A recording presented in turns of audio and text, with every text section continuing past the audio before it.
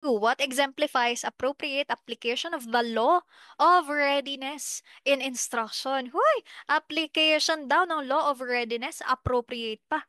Okay? Bago ko pala i-reveal yung answer, teacher, paki-comment naman sa comment section kung kanino kayang theory ito or kanino kayang konsepto ito, tong law of readiness. Kaninong concept siya? Sinong theorist in Prof. Ed kaya ito? O, paki-comment nga po. So, test natin yan. Tingnan natin kung naalala mo pa kung sino siya. Ngayon, pag di mo pa siya naaalala, tingnan mo yung comment section. Baka may mga nakapag-comment na dyan kung sino yan. Eh, di kilala mo na siya.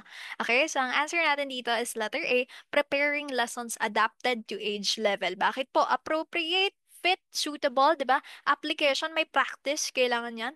Law of readiness. Ngayon, ang practice mo dito, teacher, preparing lessons. Ang appropriate dito, adapted to age level. And at the same time, yun yung law of readiness. Okay, itong adapted to age level. Bakit po? Ano ba itong law of readiness ni Thorndike? O, ayan, na-reveal na natin. Si Thorndike po yan. Ngayon, sinasabi dito sa law of readiness, dapat kapag magla-lesson ka, ready yung bata na matuto. Ready yung estudyante na matuto. O ikaw, di ba, teacher, hindi mo naman sinasampahan yung isang material. For example, hirap na hirap ka sa math.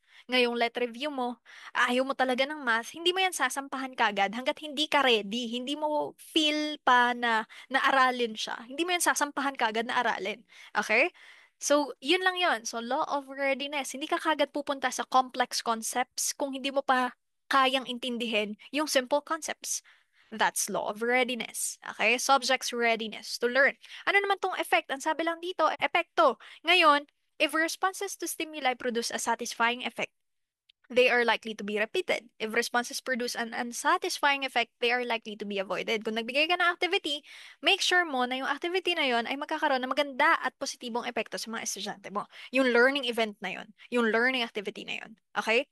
Next one, law of exercise. Tandaan mo lang, teacher, ito madali lang, 'di ba? Pagka medyo may nalilito ka, na-review mo na siya kasi nga, feeling mo ready ka na mag-review.